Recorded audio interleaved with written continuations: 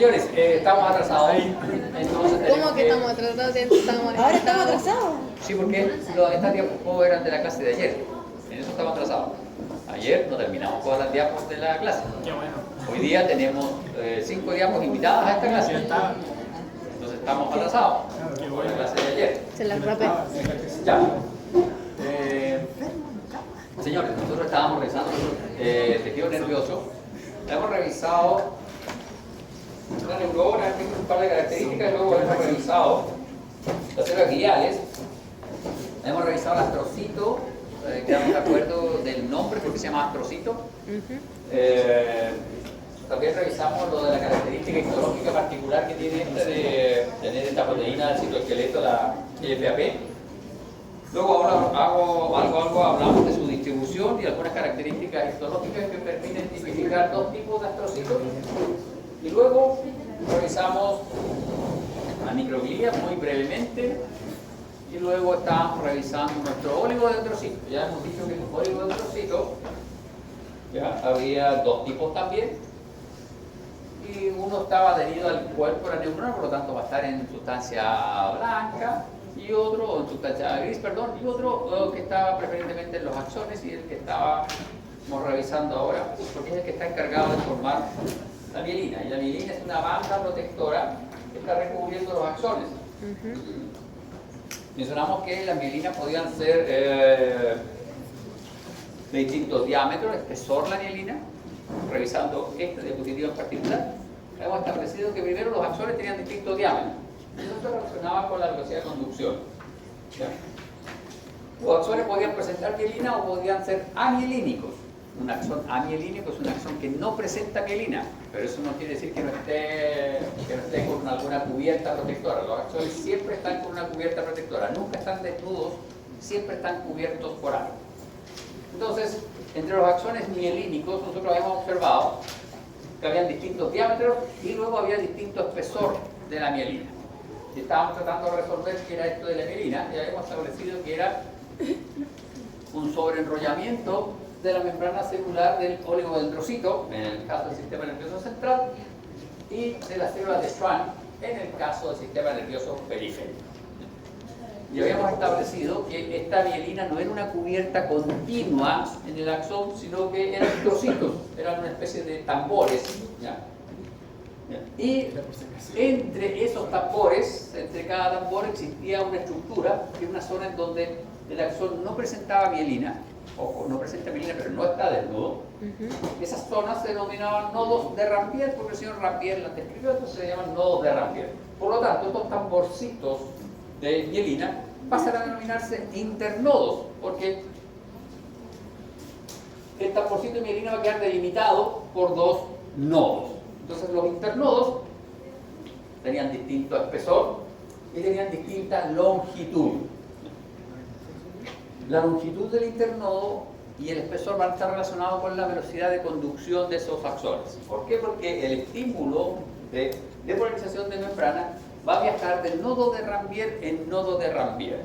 Va a saltar de un internodo a otro internodo. Por lo tanto, a mayor longitud de esos internodos, menor cantidad de nodos por metro de axón, por lo tanto va a ir más rápida la conducción. Por lo tanto, si nosotros pensamos en eso, nuestros axones motores deben tener internodos grandes, barrilitos de estos de mielina bastante gruesos.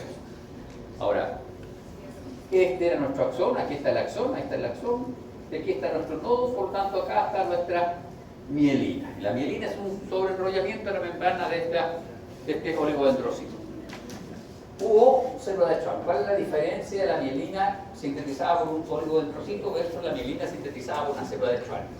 Una célula de Schwann, que la vamos a dibujar así, por favor, esto no es una célula de Schwann, yo lo estoy dibujando así para efectos Prácticos. didácticos. ¿Ya? Sucede mucho eso que yo dibujo esta célula de Schwann con pinta de oligodendrocito. Yo dibujo este oligodendrocito con aspecto de, no sé, de pulpo, pero ustedes después yo le pido un dibujo a una de estas células y me dibujan este mismo pulpo. Esto es solo para efectos didácticos. La diferencia de la mielina de una célula de Schwann versus la célula oligodendrocito no está dado por las características propias de la mielina. Hay un par de diferencias moleculares, pero a nivel histológico está dado por esto. Este es un oligodendrocito. Si ustedes se fijan, este oligodendrocito tiene múltiples internodos en un mismo axón o puede tener múltiples internodos en distintos axones. Y aquí nosotros vamos a poner, por ejemplo, acá, y vamos a dibujar aquí otro internodo, otro axón. Entonces, un oligodendrocito es capaz de formar internodos en varios axones y múltiples internodos en el mismo axón. A diferencia de la célula de Schwann, que la célula de Schwann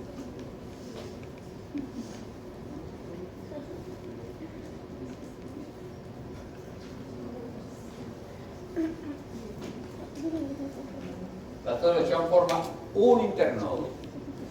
Cada internodo es una célula de Schwann, ¿ya?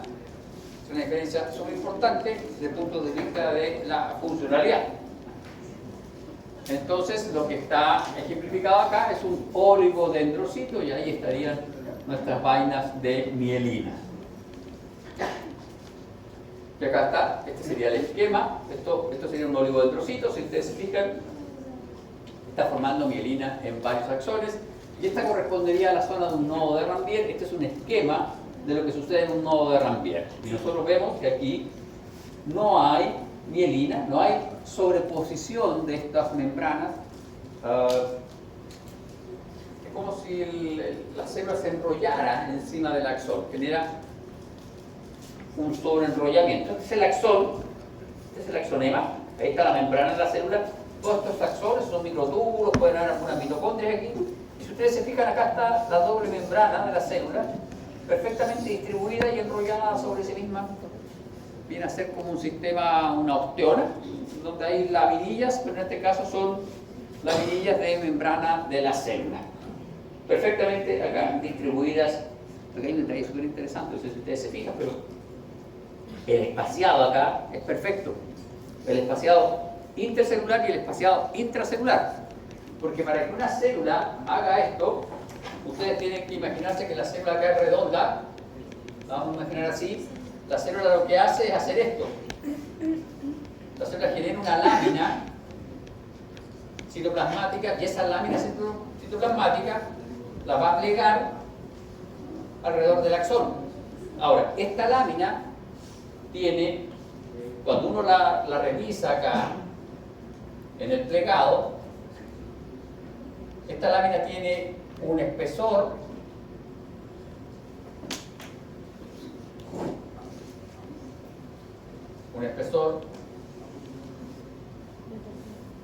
y tiene un espaciado entre lámina y lámina. Entonces ustedes pueden ver que el espesor de la lámina es constante y el espaciado entre lámina y lámina, o el intercelular entre lámina y lámina, también es constante. Eso es bien interesante cómo la célula lo logra. Y aquí está asociado con el citoplasma del axón. Estos son los bordes del nodo, y ustedes pueden ver que acá hay uniones ocluyentes, uniones de sello. Aquí hay uniones de sello, por lo tanto, este citoplasma no puede interaccionar con ese espacio extracelular. Solo este citoplasma, este axonema, que es el citoplasma del axón, puede interaccionar. Solo este podría realizar intercambio de depolarización. Pero si ustedes miran acá hay una proyección de la membrana de la célula por encimita, y aquí arriba hay una cubierta de glicoproteínas, entonces esto no está directamente en contacto. Y vamos a ver que esto es distinto, porque en el caso del sistema nervioso central, aquí también existiría una zona protectora de una prolongación o un pie de un astrocito, ¿ya? Entonces tenemos nuestra mielina. Ahora lo que tenemos que saber es precisamente cómo se ordena la mielina. Acá está lo que yo les decía, esto es el sistema nervioso central.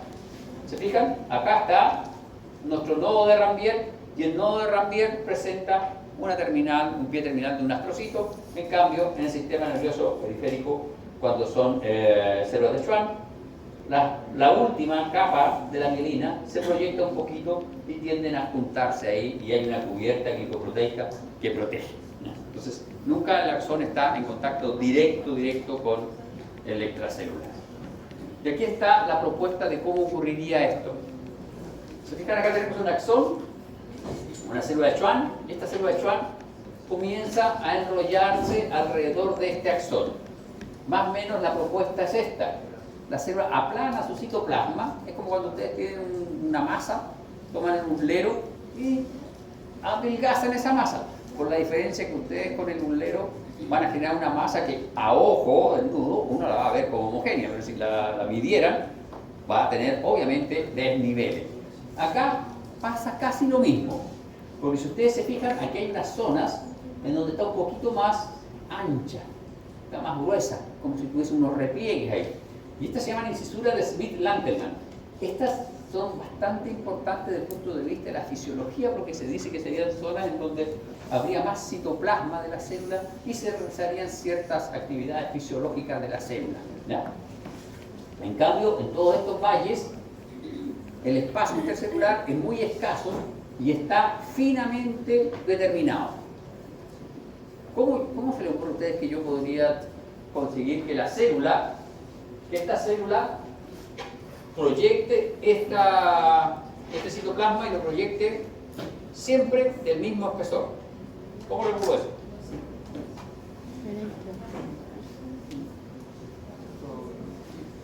Los panaderos lo hicieron súper fácil. Tienen unas máquinas que amasan y esa máquina tiene un regulador despaciado de los rodillos. Entonces, con un regulador que me da el espacio que está separando los rodillos, yo paso la masa y siempre va a quedar el mismo espesor. ¿La naturaleza puede tener un espaciador? De más que sí. No con ese nombre. Pero no así, pero de más que sí. De más que sí, exactamente. Esto es bien fácil.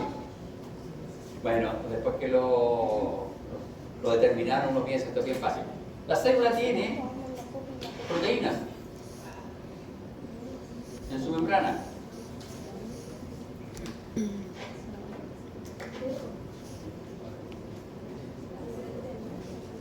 Entonces, estira esta membrana hasta que las proteínas topen membrana contra membrana. Y estas proteínas me van a dar el espaciado, el espesor de mi lámina de citoplasma.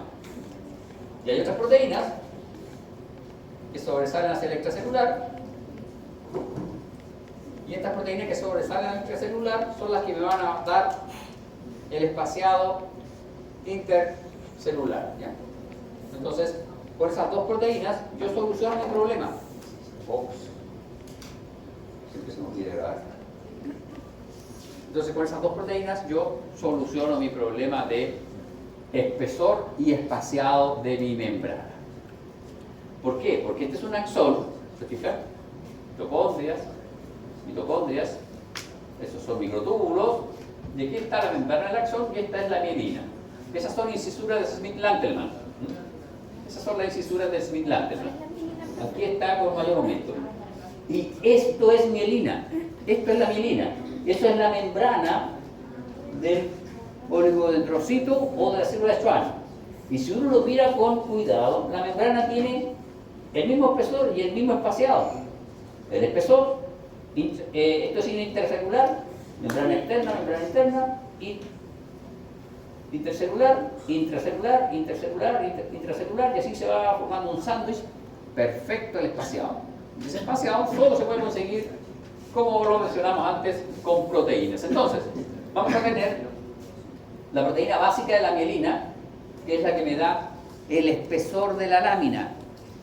Entonces, cuando la lámina superior y la membrana celular superior e inferior hacen contacto con la proteína básica de la mielina, eso me da el espesor de mi lámina de mielina. Y el espacio o el espaciado extracelular me lo otorga esta proteína, que es la proteína o proteína 0. La proteína 0 tiene un cuerpo, una región intracelular y una región extracelular. La proteína básica de la mielina, o MVP, solo es intracelular. Entonces, Cuando la MPP, que es intracelular, hace contacto la membrana superior con la membrana inferior, tenemos el espaciado preciso. El interespaciado, ¿ya?, lo da esta proteína C. ¿Por qué? Porque tiene también un trocito de proteína, ¿ya?, que es extracelular. Y cuando este trocito de proteína extracelular entra en contacto con la membrana de la célula, por fuera así, se hacen contacto, se acoplan y generan el espaciado perfecto. Entonces, el intracelular lo determina MPP, este intracelular lo determina MPP, y este espaciado, que es el que está ahí, lo determina la proteína O. Ahora, ¿cómo sabe una célula de Schwann en este caso? Oiga, si yo no veo este título de aquí,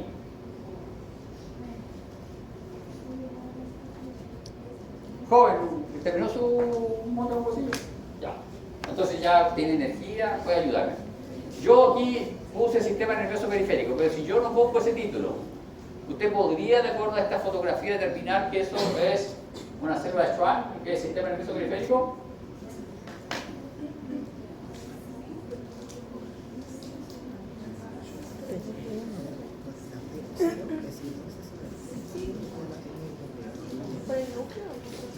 Perfecto, por el núcleo. Ese es el axón, ya que hay un núcleo pegado al axón. Recuerden, el oligodendrocito proyecta un brazo y ese brazo enrolla el axón.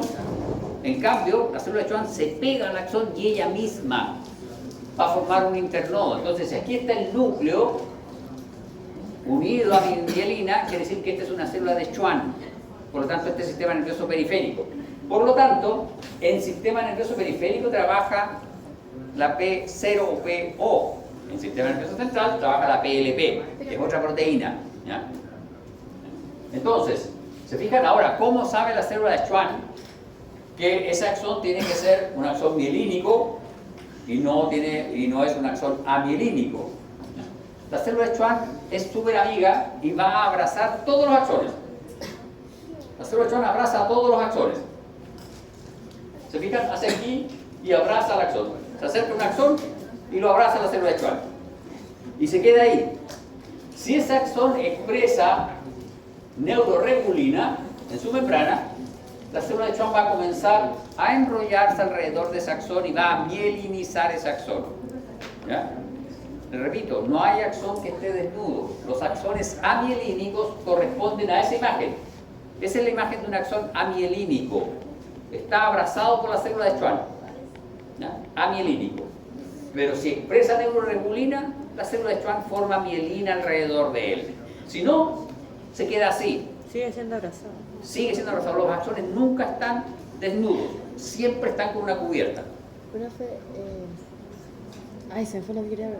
El NRG1, Neuroregulina. ¿cómo se expresa? ¿De repente o...? No, lo que pasa es que eso viene desde el sistema nervioso central. Esas neuronas vienen determinadas desde el sistema nervioso central, tienen una serie de características, tienen una serie de promotores que están activos ya en el soma, por la distribución que ellas tienen en el organismo. Ay, La fisiología de ellas es distinta, no es que aquí se le de forma antojadiza, es un proceso que ocurre durante la etapa embrionaria. Y entonces, como habíamos dicho, en el caso, ¿ya?, del sistema nervioso central, vamos a tener una proteína que es la PLP. En el caso del sistema nervioso periférico, vamos a tener la proteína Z o Z. ¿Ya? La proteína Z obviamente está presente en las células de Schwann, y la PLP o proteolipídica está presente en los oligodendrocitos. La función es la misma, pero como son células distintas que hacen esta mielina, la proteína que está relacionada con ellas es distinta. ¿Ya? Bien, y aquí están los axones amielínicos.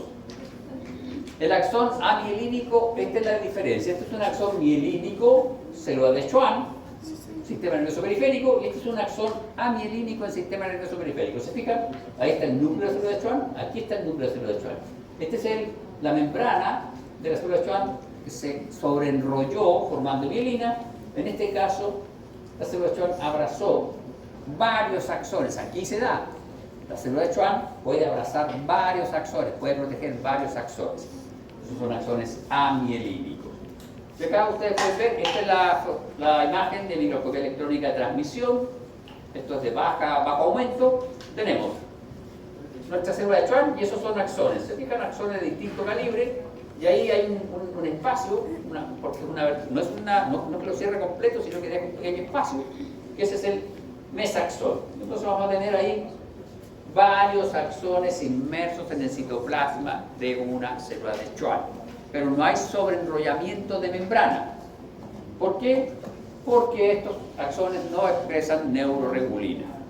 Esta célula de Schwann tiene proteína 0, tiene proteína básica de la mielina, pero como el axón no expresa neuroregulina, ella no forma mielina, ¿no? Entonces, que quede claro, cuando se habla de axón amielínico, no se habla de un axón que esté descubierto. Un axón amielínico es un axón que está inmerso en el citoplasma de una célula de Schwann, lo está protegiendo siempre la célula de Schwann. Y acá está con mayor detalle, se fijan, ahí están nuestros axones, y se fijan, todos tienen un mesaxón, que es una zona que está abierta que comunica este axón con el extracelular. Y acá tenemos una comparación entre tres tipos de axones. Aquí hay dos axones mielínicos, axón mielínico, y aquí hay axones amielínicos. Esto es un axón amielínico, esa es la célula de Schwann, un axón, dos axones, tres axones. Un axón mielínico, otro axón mielínico, y ahí está la mielina. Esa es la mielina. ¿Se fijan ustedes? La mielina no necesariamente en todos los axones tienen el mismo espesor, y eso está relacionado con la velocidad de conducción del axón. Vean, el diámetro de este axón, este otro axón tiene un diámetro menor. Y los diámetros de los axones amielínicos, ¿se fijan? Son bastante menores que los diámetros de los axones mielínicos. Eso es un axón amielínico, axón mielínico de distinto tamaño.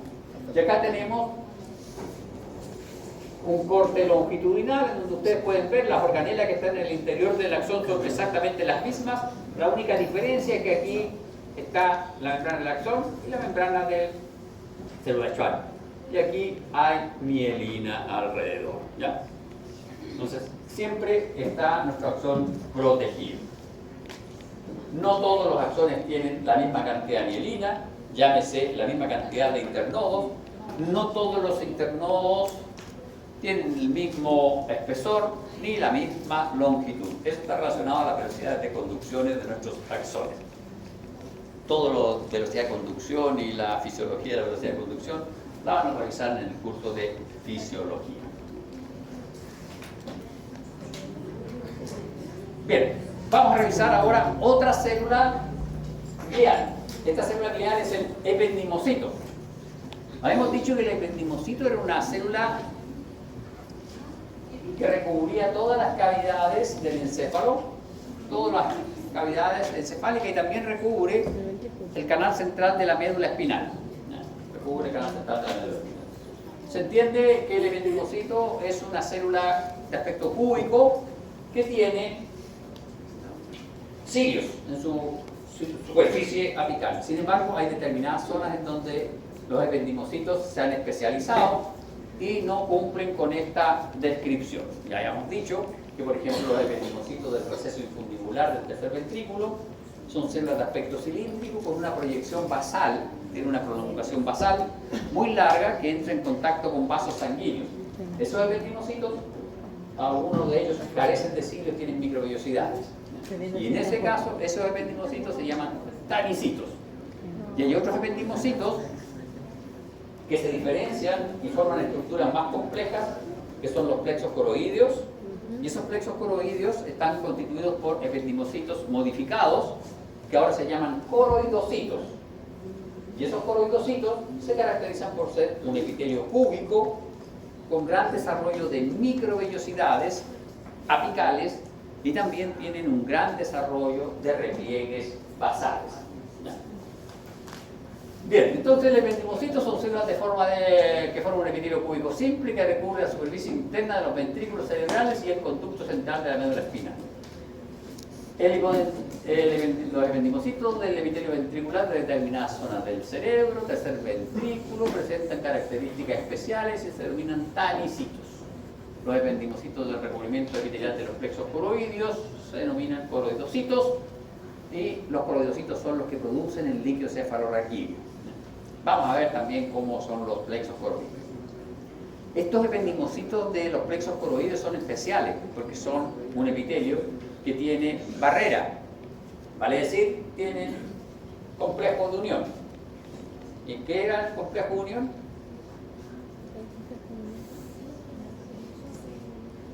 Oiga, ¿qué era el complejo de unión? Cualquiera de las dos. ¿Qué era el complejo de unión? ¿Qué les dije yo? Les dije que histología era el curso más importante. Tenían que estudiar todos los días histología, porque es complejo histología.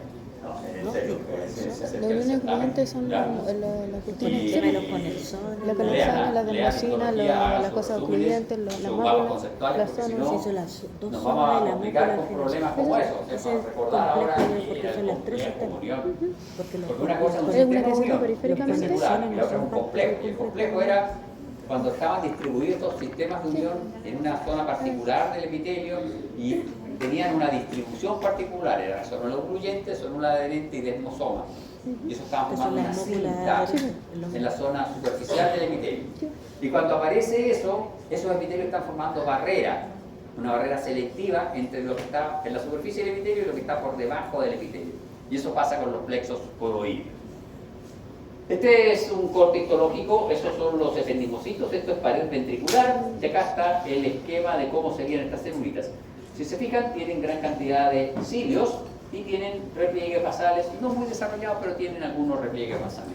Esos cilios baten y se dice que participan en el movimiento del líquido cefalorraquídeo, pero no en cualquier movimiento, hablan de un movimiento de flujo laminar del líquido cefalorraquídeo, que sería un movimiento de líquido que está justo por encimita de la cobertura epitelial. Porque dentro del líquido cefalorraquídeo, más adentro en el lumen de los ventrículos, hay varios tipos de movimientos del líquido cefalorraquídeo. El líquido cefalorraquídeo tiene unos movimientos circulares en el tercer ventrículo que participan con la fisiología del líquido cefalorraquídeo, que es bastante compleja la fisiología del líquido cefalorraquídeo. No quiero que se queden con una idea que es un agua simple, es un fluido que es producido activamente por estas células y que tiene una cantidad de metabolitos que son selectivamente dispuestos en ese fluido, ¿ya? Profe, una consulta, los coroidocitos. Es la célula epitelial de los plexos coroideos. Es un ependimocito modificado. ¿Pero qué producía? ¿Producía líquido? Produce el líquido cefalorraquídeo. Y acá tenemos, estos son los ventrículos cerebrales, este es el esquema de un cerebro humano. Y acá tenemos una imagen de histología, hematoxilina eosina, nuestros ependimocitos, y ahí están los cilios. Y esta es la imagen de microscopía electrónica de transmisión. Ustedes pueden ver, es un epitelio cúbico, acúbico bajo, tiene mitocondrias. Esto es pared ventricular, por lo tanto no hay mucho repliegue basal. Y aquí están los cuerpos basales de nuestros cilios, las células ciliadas, ¿ya? Acá están los plexos coroideos. Los plexos coroideos son prolongaciones particulares de estos ependimocitos y son las estructuras encargadas de producir el líquido cefalorraquídeo y constituyen la barrera sangre-líquido cefalorraquídeo. Yo les dije que los capilares del encéfalo tenían una particularidad y era que estaban sellados, formaban parte de la barrera hematoencefálica, barrera sangre-encéfalo. Estas células que están aquí, se fijan, ese es un coroidocito, cada uno de ellos. Es horrible. Cuando lo revisamos por microscopía óptica vemos que está el epitelio de los coroidocitos por debajo, hay un tejido conectivo muy laxo, muy vascularizado, y los vasos sanguíneos que están aquí no tienen barrera, pero además son vasos sanguíneos fenestrados. Ah, tiene patitas. Un vaso sanguíneo fenestrado no es un vaso sanguíneo que tenga hoyos, como lo sugiere el nombre, fenestras, ventanas, ¿ya? Sino que es un vaso sanguíneo en donde, vamos a dibujar acá capilar normal. Eso es un capilar normal. El capilar fenestrado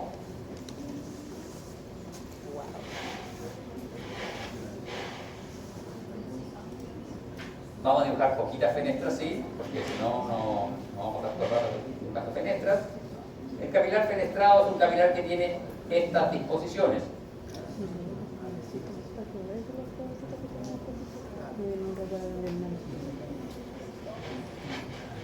El capilar fenestrado tiene zonas en donde su membrana tiene menor espesor.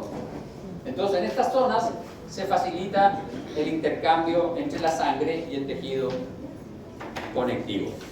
Entonces, estos plexos coroides tienen capilares fenestrados que facilitan el pasaje de los elementos de la sangre hacia el tejido conectivo laxo que se encuentra aquí. Entonces, serían estas células las que seleccionan lo que pasa hacia el líquido cefalorraquídeo. Ellas seleccionan lo que pasa. De hecho, por los plexos coroides ingresa la glucosa al encéfalo. ¿Ya? Y entonces tenemos, este es el capilar fenestrado, ese es el intercelular, y aquí están los repliegues basales de microidocito. Este es microidocito. Por favor, comparen esta imagen con esa. Vean el estrato basal y vean la parte apical. Ya. Estrato basal, gran cantidad de repliegues basales. Estrato apical, gran cantidad de microvellosidades. Y ahí están nuestros complejos de unión. Están sellados. Tiene mitocondrias más abundantes y más grandes. Tiene un núcleo más eucromatínico. Es una célula muy activa. Vean la cantidad de repliegues basales. ¿Ya? Entonces se dice que estas son microvellosidades invertidas. ¿Por qué? Porque esta célula toma mucho de este tejido, que a su vez ese tejido tiene muchos elementos sanguíneos. Entonces todos los elementos de la sangre los toma esta célula y los pasa hacia el líquido cefalorraquídeo. Pero no todos en realidad. Hay algunos que no pasan por aquí. ¿Ya? Por ejemplo, la vitamina C no ingresa por los capilares de la sangre, pero sí ingresa por los plexos coroideos. Hay unos otros factores que no ingresarían por aquí. Por aquí ingresa la T4, las hormonas tiroides ingresan por aquí. ¿Ya? Estos plexos coroideos producen una proteína que es el transportador de hormona tiroidea, que es la TTR, la transtirretina. Entonces son células muy, muy activas. De hecho, al día están produciendo como aproximadamente como medio litro de líquido cefalorraquídeo. Al día producen nuestros plexos coroides medio litro. Y nosotros en la cabeza tenemos, en el cerebro tenemos como 170 ml. Entonces produce como 3 veces. Se recambia el líquido cefalorraquídeo cada 3 veces al día. Entonces tiene que haber un sistema eficiente de reabsorción del líquido cefalorraquídeo. Que me imagino que viene una anatomía y nosotros no vamos a entrar en detalle sobre eso, ¿ya? Pero son las vellosidades aracnoideas. ¿Ya? Y en esa vellosidad aracnoidea, que son unas estructuras especiales que están vinculadas a vasos sanguíneos de tipo venoso, por ahí se reabsorbe el líquido cefalorraquídeo. Si falla ese sistema de reabsorción, vamos a tener acumulación de líquido cefalorraquídeo y vamos a tener producción de hidrocefalia. ¿Ya? Nosotros nos vamos a abocar solo a los plexos coroideos. Entonces los plexos coroideos son estructuras de aspecto digitiforme muy ramificadas, son muy ramificadas, que están constituidas por estas células, que son los coroidocitos, que son células cúbicas con microvellosidades muy desarrolladas, y en el interior estos plexos coroideos van a tener un tejido conectivo laxo, muy laxo, que va a contener gran cantidad de vasos sanguíneos, preferentemente capilares sanguíneos, y no cualquier capilar sanguíneo, sino que capilares fenestrados. Bien, vamos a revisar algunas características de la comunicación de las neuronas. Consulta respecto de nuestros coroidocitos. No me gustaron. Coroidocitos, plexos coroideos, ¿no? No me gustaron. Son bien importantes los coroidocitos. Hay que se Si veía no hay recambio de líquido cefalorraquídeo, se empiezan a acumular desechos. El líquido cefalorraquídeo tiene desechos. y que se ven feitos. Que lo realizan las vellosidades aracnoideas. Resulta que nosotros tenemos en nuestro encéfalo 170 ml aproximadamente de líquido cefalorraquídeo y los plexos coroideos al día producen como 500. Entonces tenemos 3 veces al día producción de la cantidad de líquido cefalorraquídeo que tenemos adentro. Por lo tanto hay que ir renovando. Como lo de los riñones. Nosotros vamos a ver renal. Los riñones filtran al día 180 litros de sangre. No puede ser, ¿cómo van a filtrar 180 litros de sangre del riñón al día si nosotros tenemos 5 litros de sangre? Porque se va a renovar. Porque se va reabsorbiendo, se reabsorbe todo el líquido. De hecho, nosotros orinamos al día como 1 litro. Por lo tanto, deberíamos tomar 1 litro, litro y medio de sangre para poder recuperar ese litro de agua que botamos por la orina. En el caso del líquido cefalorraquídeo pasa algo similar. Nosotros vamos a tener una producción de medio litro de líquido cefalorraquídeo al día. Por lo tanto, tenemos que botar 300 ml de 310, ¿no? 320, para quedarnos con los 170 que tenemos, ¿no? Y esos 320 se botan a través de las vellosidades aracnoideas. ¿Y a dónde van? Van a unos vasos venosos, que a su vez lo llevan a la sangre.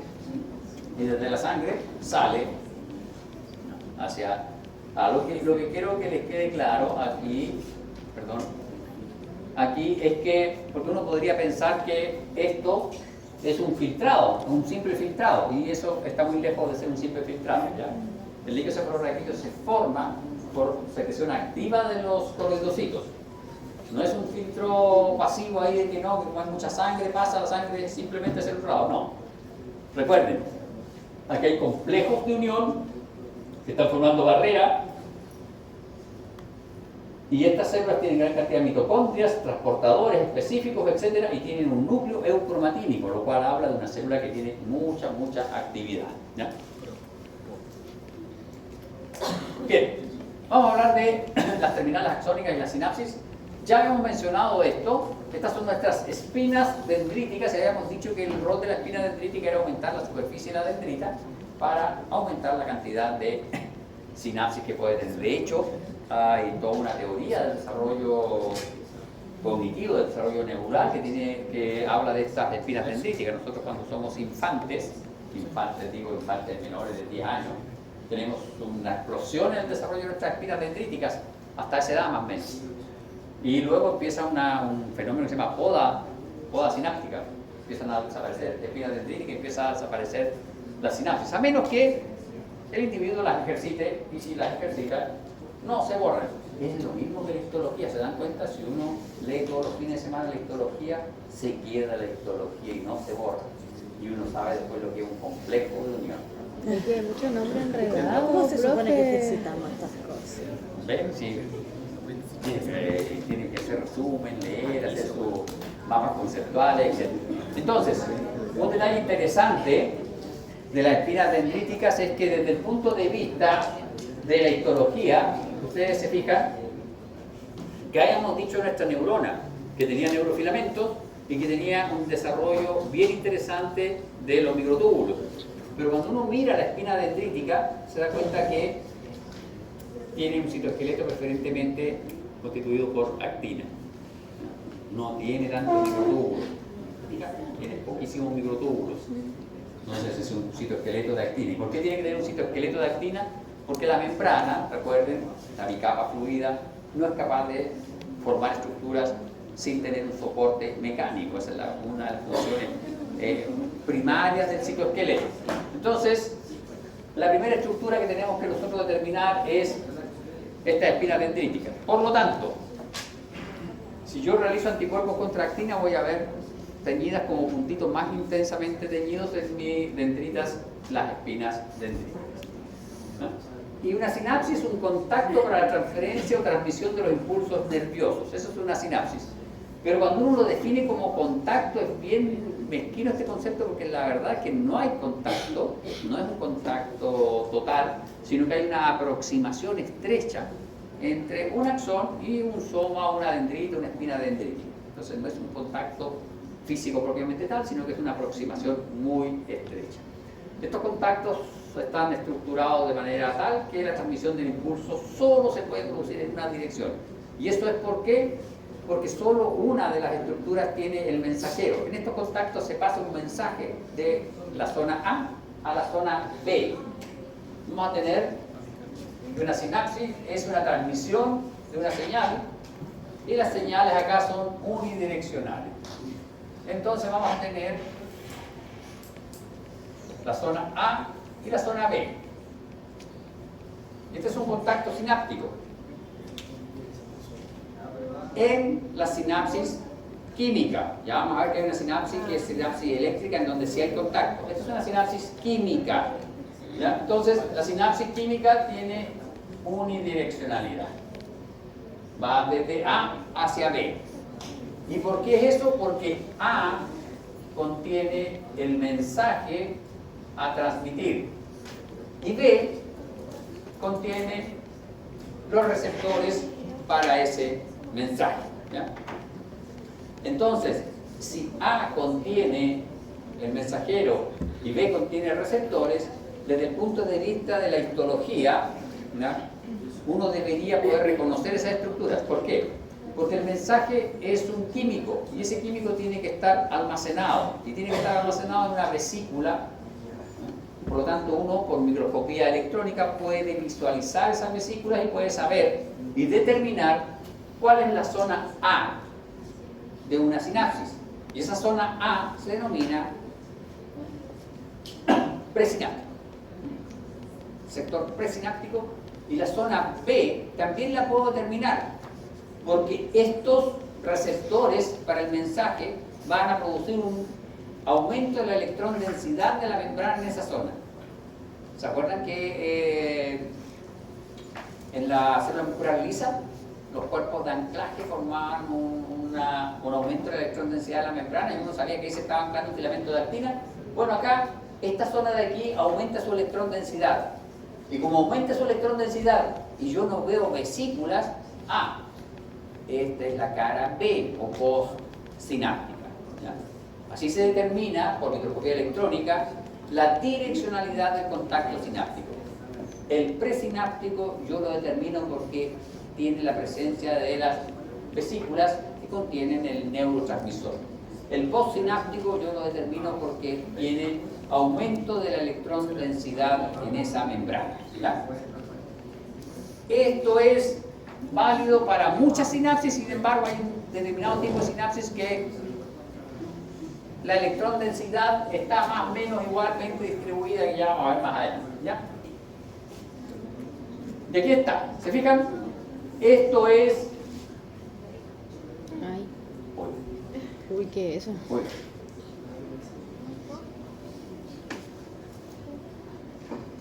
Bueno. Es una vesícula. Ayúdeme. Ahí está el precio. Ayúdeme, sí. ¿Cuál es el presináptico? ¿Cuál es el postsináptico? Aquí en la fotografía, esta es microscopía electrónica de transmisión de buena resolución, una resolución bastante alta. Creo que eso sí, no lo sé, después te equivocas.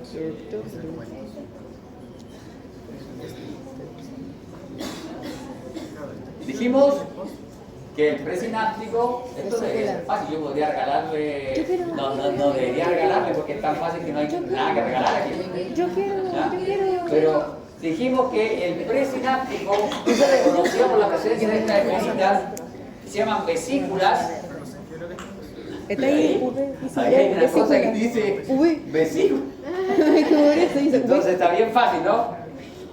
Vea esa cantidad de vesículas. Por lo tanto, este es el presináptico. Y aquí está la membrana